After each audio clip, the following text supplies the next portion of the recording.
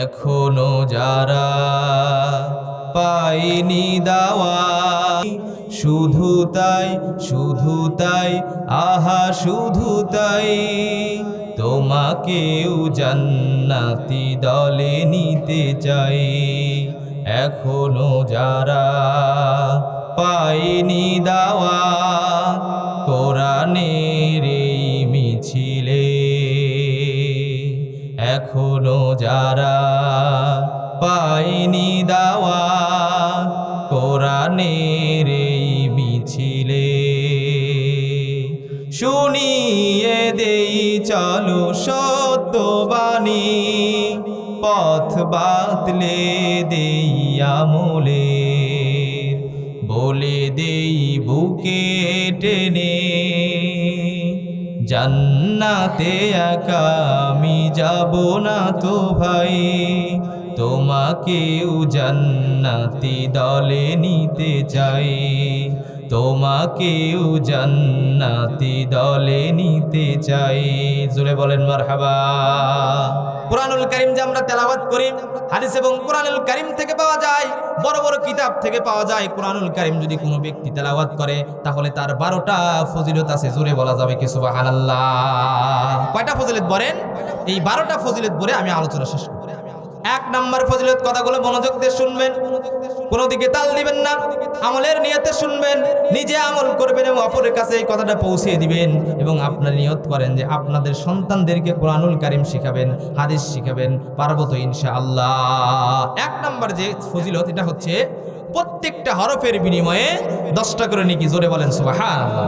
বিশ্বনবী সাল্লাল্লাহু আলাইহি ওয়াসাল্লাম বলছেন, কুরআনুল কারীমের প্রত্যেকটা হরফের পরিবর্তে তার আমলনামায় 10টা করে নেকি দেওয়া হয়। জোরে বলেন সুবহানাল্লাহ। এই যে আপনি ফজিলত, কুরআনুল কারীমের ভিতরে কত অক্ষর আছে, কত হরফ আছে, আমরা কিন্তু গুণে শেষ করতে পারবো না।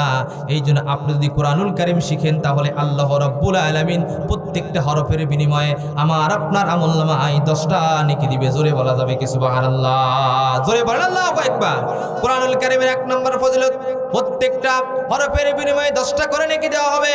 কুরআনুল কারীমের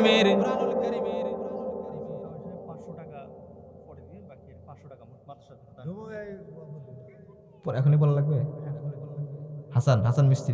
হাসান মিস্ত্রি মাদ্রাসার জন্য 500 টাকা বাকি, 500 টাকা নগদ। আল্লাহ তার দানকে কবুল করুক, সকলে বলছে আল্লাহুম্মা আমিন। সম্মানিত ভাইরা, কথাগুলো মনোযোগ দিয়ে শুনবেন। কুরআনুল কারীমের 2 নম্বর ফজিলত হলো, কুরআন পাঠকারী হচ্ছে আল্লাহ রাব্বুল আলামিন একবারে খাস লোক। জোরে বলা যাবে কি সুবহানাল্লাহ?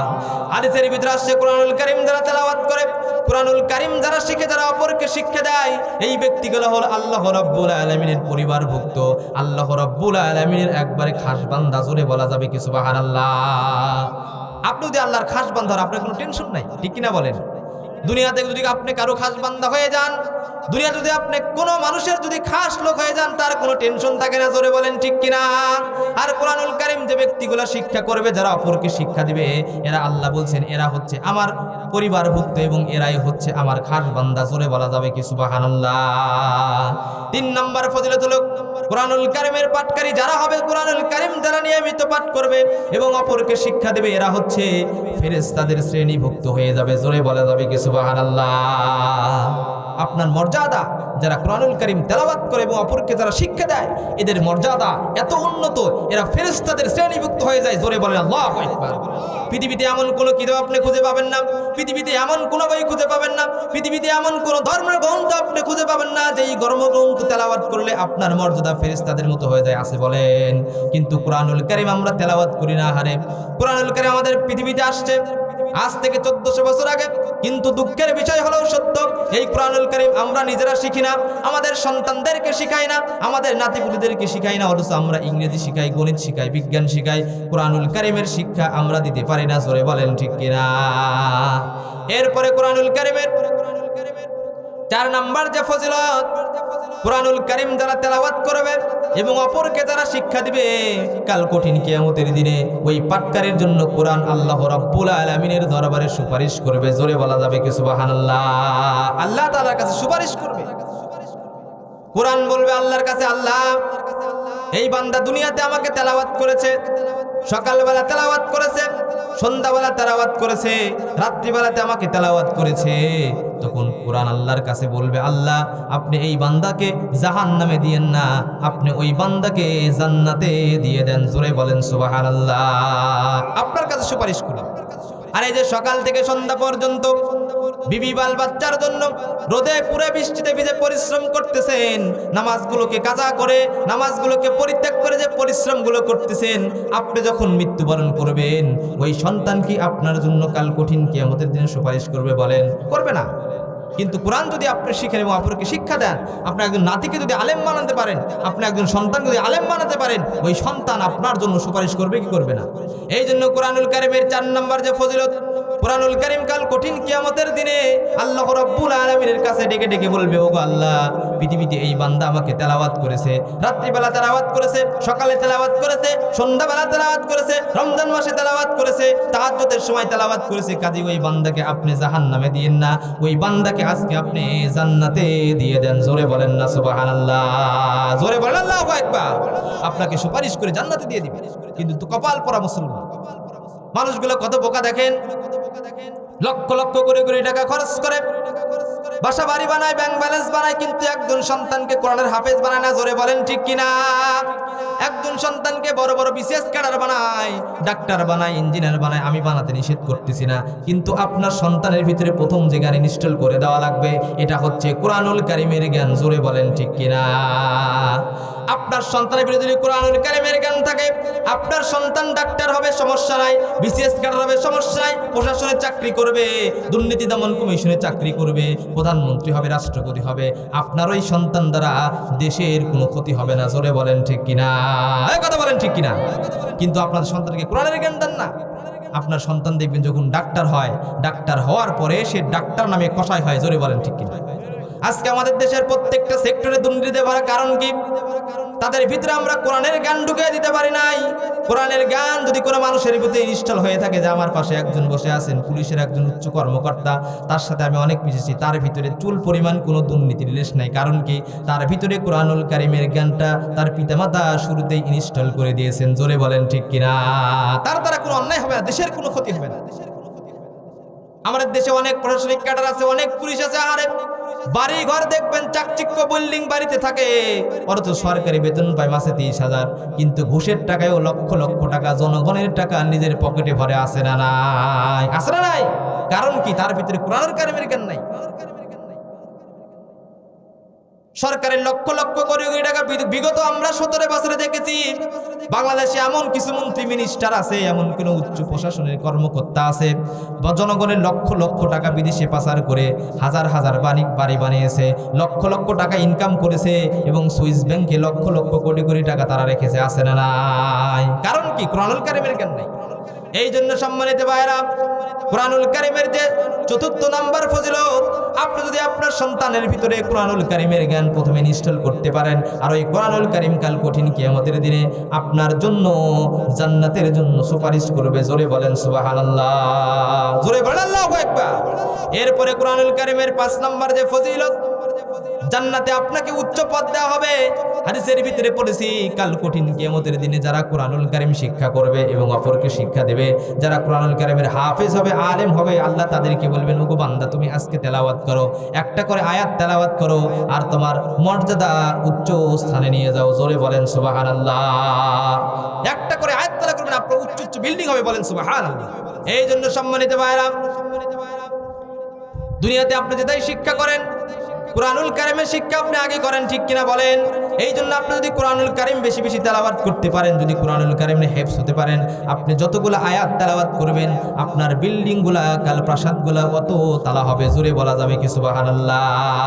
এরপরে 6 নম্বর যে ফজিলত, কোরআনুল কারীমের 6 নম্বর ফজিলত হলো, কোরআন যে তেলাওয়াত করবে ওই ব্যক্তিকে কাল কঠিন কিয়ামতের দিনে সম্মানের পাগড়ি আল্লাহ পরিয়ে দিবেন। জোরে বলেন সুবহানাল্লাহ।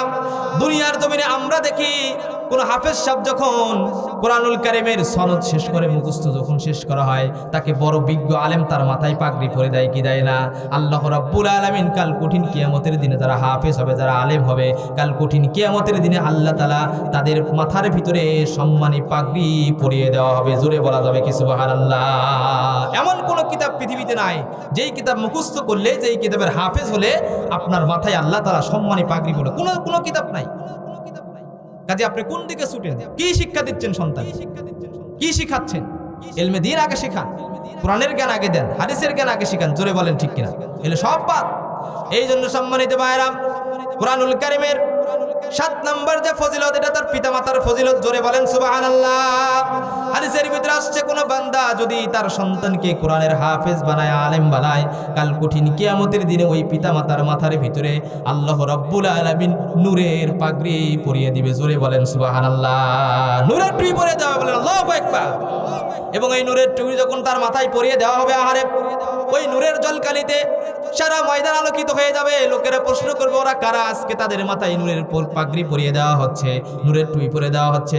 মানুষগুলো বলবে, ওরা দুনিয়াতে ওদের সন্তানদেরকে আলেম বানিয়েছিল, হাফেজ বানিয়েছিল, আজকে তাদের মর্যাদা স্বরূপ আল্লাহ রাব্বুল আলামিন তাদের মাথায় নূরের টুপি পরিয়ে দিচ্ছেন। জোরে বলেন সুবহানাল্লাহ। জোরে বলেন আল্লাহু আকবার। কোন দিকে আপনি ছুটেন? বাচ্চাদেরকে আপনি কি শিখান? হাট্টিমা টিম তারা মাঠে পড়ে ডিম, এলে কি শিখান? এগুলো দরকার নাই। আগে আপনার সন্তানকে কোরআনুল কারীম শিখান, আগে আপনি হাদিস শিখান, আগে আপনার সন্তানের মাথার ভিতরে কোরআনুল কারীমের জ্ঞানটা ইনস্টল করে দিয়ে দেন। তাহলে আপনার দুনিয়াতেও সাকসেস, কাল আখিরাতেও সাকসেস। জোরে বলেন ঠিক কিনা? এই জন্য দেখেন সম্মানিত ভাইরা, এই কোরআনুল কারীমের দিকে এসে এসে কত মানুষগুলা জিরো থেকে হিরো হয়ে গেছে। এরকম একটা ঘটনা মনে পড়ে গেল। হারে, ইসলামের দ্বিতীয় খলিফা নাম কি বলেন? হযরতে ওমর ফারুক রাদিয়াল্লাহু তাআলা আনহু। তিনি কিন্তু ইসলামের প্রাথমিক জীবনে তিনি ছিলেন কাফের, ছিলেন অনেক দুশমন, ছিলেন অনেক ক্ষতিকর ছিলেন। তিনি যখন কোরআনের ছায়াতলে আসলেন, আল্লাহ রাব্বুল আলামিন তাকে জিরো থেকে হিরো বানিয়ে দিয়েছেন। জোরে বলা যাবে কি সুবহানাল্লাহ? ঘটনা আপনারা সকলেই জানেন। এই ওমর ফারুক ইসলামের প্রাথমিক যুগে তিনি অনেক কাট্টা কাফের ছিলেন, আল্লাহকে মানতেন, রাসূলকে মানতেন। কাফেররা যখন ঘোষণা করলো মদিনার ভিতরে, মক্কার ভিতরে যে ব্যক্তি কি করবে, বিশ্ব নবীর কল্লা কেটে আনবে, তাকে কি করা হবে?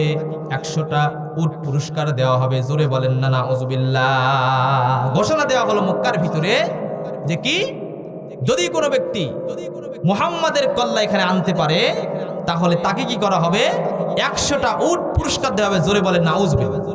এই ঘোষণা যখন ছড়িয়ে দেওয়া হলো মক্কার ভিতরে, মক্কার অলিগলি ঢোল পিটিয়ে পিটিয়ে ছড়ে দেওয়া হলো, যে ব্যক্তি মুহাম্মাদের কল্লাটা আনতে পারবে তাকে কি করা হবে?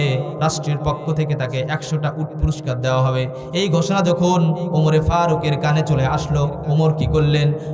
ঘোড়া নিয়ে, লম্বা একটা তরবারি নিয়ে তিনি রওনা হলেন। জোরে বলেন নাউযুবিল্লাহ। মুহাম্মাদের কল্লা কাটতে গেছে। এই ঘটনা যখন তিনি শুনে, ঘোড়া নিয়ে, তরোয়াল নিয়ে তিনি যখন যাচ্ছেন, যেতে যেতে যখন প্রতিমধ্যে একজনের সঙ্গে দেখা হয়ে গেল, বলতেছে, ওমরে ফারুক তুমি কোথায় যাও? এবার ওমরে ফারুক বলতেছেন, মদিনার মক্কার ভিতরে ঘোষণা হয়ে গিয়েছে, যে ব্যক্তি মুহাম্মাদের কল্লাটা কেটে এনতে পারবে তাকে তারা কি করবে? 100টা উট পুরস্কার দিবে। জোরে বলেন নাউযুবিল্লাহ। এই ঘোষণা যখন করে দেওয়া হলো, তিনি তরবারি নিয়ে বের হয়েছেন। প্রতিমধ্যে যখন ব্যক্তির সঙ্গে দেখা, বলে তুমি কোথায় যাচ্ছ? বলে মুহাম্মাদের কল্লা আমি কাটতে যাচ্ছি। বলতেছেন, তুমি মুহাম্মাদের কল্লা কাটতে যাও, তোমার পরিবারের ভিতরে তোমার বোন এবং তোমার ভগ্নিপতি মুহাম্মাদের কালেমা পড়ে মুসলমান হয়ে গেছে। জোরে বলেন না সুবহানাল্লাহ।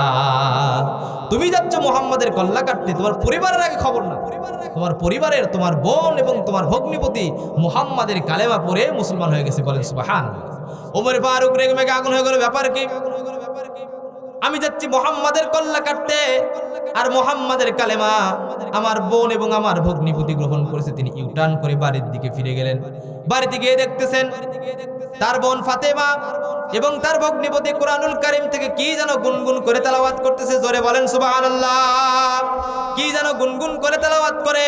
তিনি যখন চলে গেলেন, গিয়ে যখন দরজার সামনে দাঁড়ালেন, তার বোন ফাতেমা কি করতেছেন?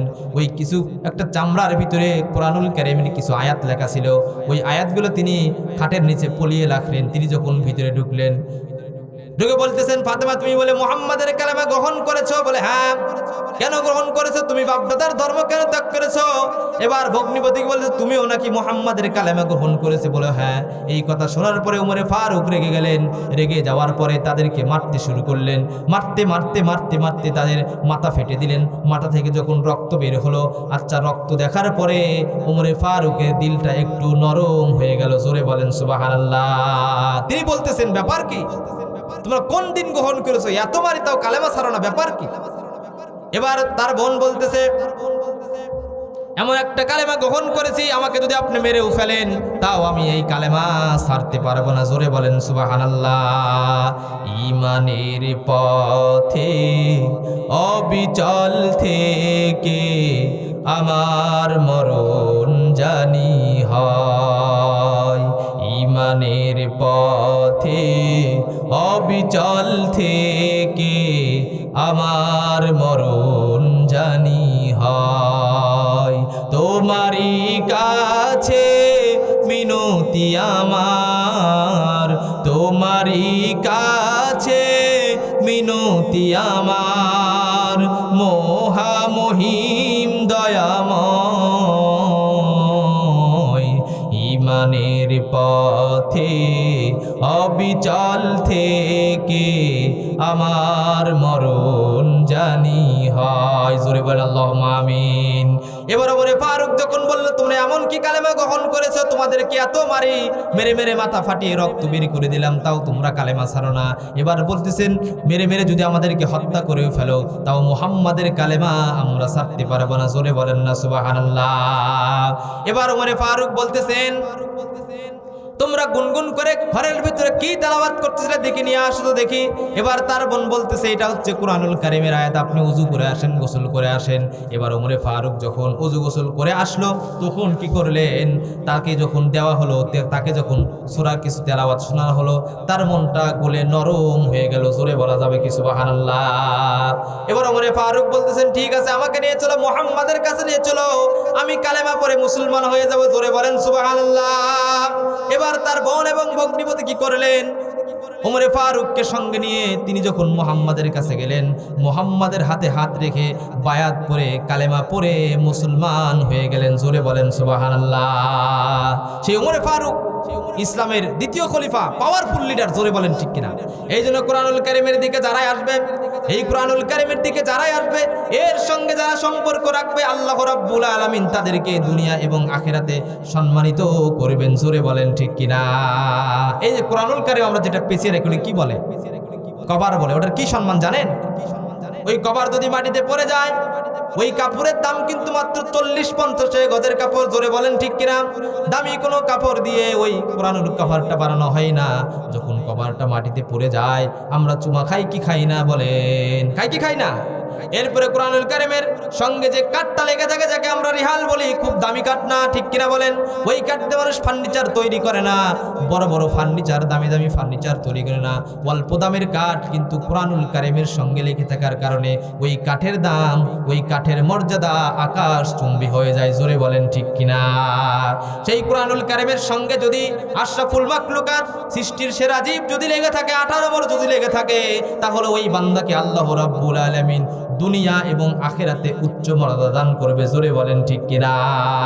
এই জন্য কোরআনুল কারীমের যে ফজিলত বলতেছিলাম, কোরআনুল কারীমের 7 নম্বর যে ফজিলত, ওই কোরআনুল কারীম যারা শিক্ষা করবে তাদের পিতামাতাকে কাল কঠিন কিয়ামতের দিনে আল্লাহ রাব্বুল আলামিন নূরের টুপি পরিয়ে দিবে। জোরে বলা যাবে কি সুবহানাল্লাহ? লা ইলাহা, জোরে লা ইলাহা,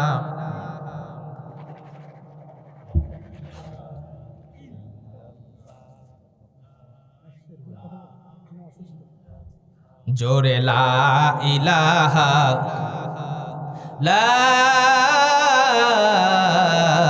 ইলাহা ইল্লাল্লাহু মুহাম্মাদুর রাসূলুল্লাহ সাল্লাল্লাহু আলাইহি ওয়াসাল্লাম। দেখেন, এরপরে কোরআনুল কারীমের তেলাওয়াতকারীর 8 নম্বর যে ফজিলত, কোরআনুল কারীম পাঠকারী সুপারিশের ক্ষমতা লাভ করবে। জোরে বলেন সুবহানাল্লাহ। কোরআনুল কারীম যারা পৃথিবীতে তেলাওয়াত করবে, যারা হাফেজ হবে, আলেম হবে, এবং হাফেজ আলেম হওয়ার পরে যদি কোরআনুল কারীম বুঝে বুঝে পড়ে এবং সে অনুযায়ী আমল করে, কোরআনুল কারীমে যতগুলো হালাল আছে এটা যদি হালালকে হালাল জানে, হারামকে হারাম জানে, তাহলে আল্লাহ রাব্বুল আলামিন কাল কঠিন কিয়ামতের দিনে যে 10 জন ব্যক্তি জাহান্নাম ওয়াজিব হয়ে গিয়েছিল, ওই ওয়াজিবওয়ালা ব্যক্তিদেরকে কাল কঠিন কিয়ামতের দিনে এই হাফেজ আলেমগুলা সুপারিশ করে আল্লাহর জান্নাতে নিবে। জোরে বলেন সুবহানাল্লাহ। এর ভিতরে হাফেজের মা থাকবে, বাবা থাকবে, দাদা থাকবে, দাদি থাকবে, নানা থাকবে, নানি থাকবে, এবং যে জাগির বাড়িতে পড়াশোনা করেছে তার নামও থাকবে। জোরে বলেন সুবহানাল্লাহ, জোরে বলেন আল্লাহু আকবার। এখানে যারা আছেন, যাদের একজন সন্তান কোরআনের হাফেজ আলেম, তারা কপালওয়ালা মানুষ। জোরে বলেন ঠিক কিনা? এখানে যারা আছেন, যার একজন নাতি হাফেজ, সে কপালওয়ালা। এই জন্য আপনাদেরকে বাড়ি বাড়ি গিয়ে বলা হয়, আরে সন্তানগুলো মাদ্রাসায় দেন, মাদ্রাসায় দিয়ে কোরআনুল কারীম শিক্ষা করান, হাদিস শিক্ষা করান, নবীর হাদিস পড়ান। কিন্তু আপনারা করেন না, আপনারা কেজি দিয়া বেজি বানান। জোরে বলেন ঠিক কিনা? কথা বলেন ঠিক কিনা? এই মাদ্রাসায় কোরআন শিক্ষার পাশাপাশি হাদিস শিক্ষার পাশাপাশি বাংলা ইংরেজি শিক্ষা দেয়। জোরে বলেন আলহামদুলিল্লাহ। এই জন্য সম্মানিত ভাইরা, কাল কঠিন কিয়ামতের দিনে যখন আপনার সন্তান আপনাকে সুপারিশ করবে, আপনার জন্য জাহান্নাম যখন ওয়াজিব হয়ে যাবে, জাহান্নাম আপনার জন্য ওয়াজিব হয়ে গেছে, কিন্তু দুনিয়াতে আপনার সন্তান আলেম বানিয়েছিলেন, একজন হাফেজ বানিয়েছিলেন, কোরআনুল কারীমের একজন তাফসীর কারক বানিয়েছিলেন, ওই সন্তান যখন আপনার জন্য সুপারিশ করে আপনাকে জান্নাতে নিয়ে যাবে, তখন বুঝবেন কোরআনুল কারীমের কি মর্যাদা। জোরে বলেন ঠিক কিনা? কথা বলেন ঠিক কিনা? এই জন্য আপনারা আসেন, একটু বুঝেন। এত গ্রামে এত সুন্দর একটা প্রতিষ্ঠান, আফসোস লাগে ছাত্র খুঁজে পাওয়া যায়।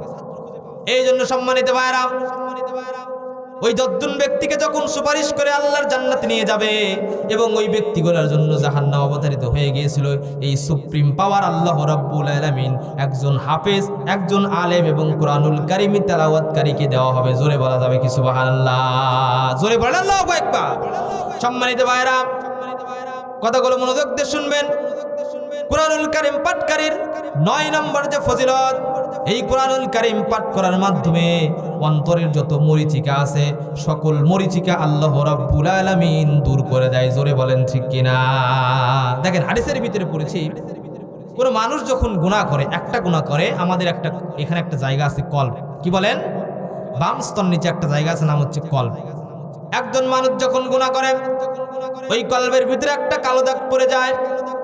আবার যখন গুনাহ করে, ওই কলবের ভিতরে কালো দাগ পড়ে যায়। আবার যখন গুনাহ করে, কলবের ভিতরে কালো দাগ পড়ে যায়। গুনাহ আপনি করতেইছেন, আপনার কলবের ভিতরে প্রত্যেকটা গুনার বিনিময়ে কালো দাগ পড়ে যাচ্ছে। গুনাহ করতে করতে করতে করতে আমাদের কলবটা কালো হয়ে গিয়েছে। জোরে বলেন ঠিক কিনা? ভালো কথা ভালো লাগে না? কত সুন্দর একটা কোরআনের মাহফিল, কত সুন্দর কথা হচ্ছে, কিন্তু এখনো অনেক কপাল পরা মুসলমান আছে, বাড়িতে বসে আছে, চাষটলে চা খাচ্ছে, টেলিভিশন দেখতেছে, সিনেমা দেখতেছে, গল্প করতেছে, কিন্তু কোরআনুল কারীমের মাহফিলে বসতেছে না। জোরে বলেন ঠিক কিনা? কপাল পুড়ে গেছে, তোমাদের কলবগুলো নষ্ট হয়ে গেছে। এই জন্য সম্মানিত ভাইরা, যে ব্যক্তিগুলা বেশি বেশি কোরআনুল কারীম তেলাওয়াত করবে, বেশি থেকে বেশি যারা কোরআনুল কারীম তেলাওয়াত করবে, আল্লাহ রাব্বুল আলামিন তাদের অন্তরে যে মরিচিকা দিয়েছেন, ওই মরিচিকা আল্লাহ রাব্বুল আলামিন দূর করে দিবেন। জোরে বলেন সুবহানাল্লাহ, জোরে বলেন আল্লাহু আকবার। প্রত্যেকের কলবের ভিতরে মরিচিকা আছে। এই মরিচিকা যদি আপনি কি করতে চান, যদি সাফ করতে চান, বেশি বেশি কোরআনুল কারীম তেলাওয়াত করতে হবে। জোরে বলে ইনশাআল্লাহ। এই জন্য সম্মানিত ভাইরা, কোরআনুল কারীম যে ব্যক্তিগুলো বেশি বেশি তেলাওয়াত করবে, সকাল সন্ধ্যা কোরআনুল কারীম তেলাওয়াত করবে, তাদের অন্তরে কখনো মরিচিকা ধরবে না। জোরে বলেন ঠিক কিনা? কথা বলেন ঠিক কিনা? আমাদের অন্তরে মরিচিকা ধরার কারণে আমরা গুনাহ করি, ঠিক কিনা? কোদার কল পরিষ্কার আছে। আমাদের ভিতরে একজন মানুষের ভিতরে আল্লাহ 2 ধরনের মানুষ দিয়ে দিয়েছেন। একটা হচ্ছে ইন্টারন্যাশনাল, অর্থাৎ ভিতরের মানুষ, আর একটা হচ্ছে বাহ্যিক মানুষ। আমরা কি করি? বাহ্যিক আমরা পোশাক পরিচ্ছেদ এমন ভাবে লাগাই, বড় বড় জুব্বা পরি, বড় বড় টুপি পরি, জুব্বা লাগাই, পাগড়ি পরি, কিন্তু ভিতরের যে মানুষটা আছে, ওই মানুষটাকে আমরা পরিষ্কার করি না, ওই কলবের পরিষ্কার আমরা করি না। জোরে বলেন ঠিক কিনা? ওটাও একটা মানুষ, ওটাকে আপনার পবিত্র রাখা দরকার। আমরা উপরে লেবাস দেখি, আরে আমাদের সমাজে অনেক মানুষ আছে, আরে উপরে ফিটপার, ভিতরে সদরঘাট আছে না নাই? আমাদের সমাজে অনেক মানুষ আছে, আরে দৈনিক 5 ওয়াক্ত নামাজগুলা পড়ে, রমজান মাসে রোজা রাখে, কিন্তু ওই টুপি পরে আবার সুদও খায়, আছে না নাই? আছে না নাই? কারণ কি? ভিতরে উপরে ঠিকঠাক, ভিতরে কি একটা কথা বলে না যে উপরে ফিটফাট ভিতরে সতর্কা? এটা করা যাবে না। আপনি দৈনিক 5 ওয়াক্ত নামাজ মসজিদে পড়েন, রমজান মাসে রোজা রাখেন, ফ্যামিলিকে পর্দা করেন, হজ করেন, যাকাত দেন, আপনি কেমনে সুদ খেতে পারেন? আপনি উপরে ঠিক থাকলেও আপনার ভিতরে কিন্তু ঠিক নাই। জোরে বলেন ঠিক কিনা? কথা বলেন ঠিক কিনা? এই জন্য সাবধান হয়ে যান। কোরআনুল কারীম যারা তেলাওয়াত করবে, কোরআন থেকে যারা তেলাওয়াত করবে, বেশি বেশি কোরআন যারা তেলাওয়াত করবে, তাদের ভিতরে যে একটা কলব আছে ওই কলবটা পরিষ্কার হয়ে যাবে। জোরে বলেন সুবহানাল্লাহ। এই জন্য কোরআনুল কারীম আমরা বেশি বেশি তেলাওয়াত করব, সকাল সন্ধ্যা তেলাওয়াত করব। আল্লাহ রাব্বুল আলামিন আমাদের অন্তরের ভিতরে যত মরিচিকা আছে আল্লাহ রাব্বুল আলামিন দূর করে দিতে পারে কি পারে না? বলেন পারে কি পারে না? এরপরে কোরআনুল কারীমের 10 নম্বর যে ফজিলত, কোরআনুল কারীম যেই জায়গায় তেলাওয়াত করা হয়, কোরআন থেকে যে জায়গায় তেলাওয়াত করা হয়, কোরআন থেকে যে জায়গায় আলোচনা করা হয়, আল্লাহ রাব্বুল আলামিন তার আশেপাশে বরকত দিয়ে নূরময় করে দেয়। জোরে বলেন সুবহানাল্লাহ। এখানে যে বসে আছেন, এই কোরআন থেকে কথা শোনার জন্য আল্লাহর অগণিত ফেরেশতা এখানে বসে পড়েছেন। জোরে বলেন সুবহানাল্লাহ। এই বিশ্বাস করেন আপনারা? হাদিসের ভিতরে আসে কোন জায়গায় যখন কোরআন থেকে আলোচনা করা হয়, কোরআনে যেখানে তেলাওয়াত করা হয়, কোরআন থেকে যেই জায়গায় কথা বলা হয়, আল্লাহ রাব্বুল আলামিনের রহমতের ফেরেশতারা সেই জায়গায় চলে আসে। জোরে বলা যাবে কি সুবহানাল্লাহ? জোরে বলেন আল্লাহু আকবার। ওই ব্যক্তিগুলো ফেরেশতারা আল্লাহ তাআলার কাছে গিয়ে বলে, আল্লাহ, ওই যে আফজাল আনোয়ার আদর্শ মাদ্রাসার মাঠে দেখলাম আপনার কিছু গোলাম আপনার কোরআন থেকে কথা শুনছে, বলেন সুবহানাল্লাহ। আল্লাহ তখন বলে, তারা কি আমাকে দেখেছে? বলে না, দেখে নাই। তারা কি আমার জান্নাত দেখেছে? বলে দেখে নাই। তারা কি আমার জাহান্নাম দেখেছে? বলে না, কিচ্ছু দেখে নাই। তাহলে তারা কি চায়? ফেরেশতা ডেকে ডেকে বলে, তারা আপনার জান্নাত থেকে রেহাই চায়, আপনার জান্নাত চায় এবং আপনার জাহান্নাম থেকে রেহাই চায়। আল্লাহ রাব্বুল আলামিন তখন ডাক দেব, না গো ফেরেশতা, তুই কি কর, তাদেরকে জান্নাতে দাখিল করায়া দে। জোরে বলা যাবে কি সুবহানাল্লাহ? জোরে বলেন আল্লাহু আকবার। আর যারা আশেপাশে ঘুরছে এরা কি পাবে? বলেন পাবে। এই জন্য সম্মানিত ভাইরা, কোরআনুল কারীম 11 নম্বর ফজিলত হলো কোরআনুল তেলাওয়াতকারী হবে কাল আখিরাতে ধনভান্ডার। জোরে বলেন সুবহানাল্লাহ। আখিরাতে আপনার জন্য সাকসেস। দুনিয়াতে আমরা সফলতা খুঁজি, বড় বড় চাকরি করি, বড় বড় ব্যবসা করি, বড় বড় বাণিজ্য করি, মনে দুনিয়াতে সাকসেস না। আল্লাহ রাব্বুল আলামিন বলেছেন, কুল্লু নাফসিন যায়িকাতুল মাউত فإنما توفون أجوركم يوم القيامة فمن زحزح عن النار وأدخل الجنة فقد فاز وما الحياة الدنيا إلا متاع الغرور জোরে বলেন আল্লাহু আকবার। আল্লাহ তাআলা কত সুন্দর করে বলছেন, প্রত্যেক জীবকে মৃত্যুবরণ করতেই হবে। আচ্ছা বলেন তো আমরা মরবো কি মরবো না? আমরা কিন্তু সবাই একদিন মরে যাব। এই মাদ্রাসার পাশে বিশাল একটা কবরস্থান আছে, গোরস্থান পাড়া কবরস্থান। ওই কবরস্থানে আমাদের কারো মা, কারো বাবা, কারো চাচা, কারো চাচি, কারো আত্মীয় স্বজন, কারো পাড়া প্রতিবেশী মারা গেছে কি যায় নাই? গেছে কি যায় নাই?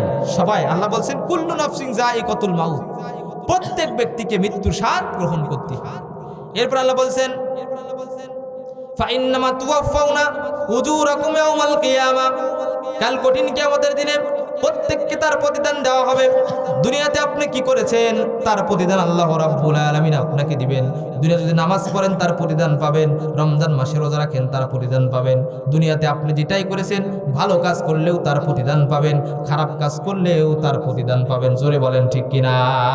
ভালো করলেও পাবেন, খারাপ করলেও পাবেন। এরপর আল্লাহ বলছেন যে কাল কঠিন কিয়ামতের দিনে যে ব্যক্তিগুলো কি করা হবে, জাহান্নামের পাশ দিয়ে নিয়ে যেতে যেতে, জাহান্নামের পাশ দিয়ে নিয়ে যেতে যেতে জান্নাতে প্রবেশ করাবেন, ওই ব্যক্তিগুলা হচ্ছে সফল। জোরে বলেন সুবহানাল্লাহ। জোরে বলেন আল্লাহু আকবার।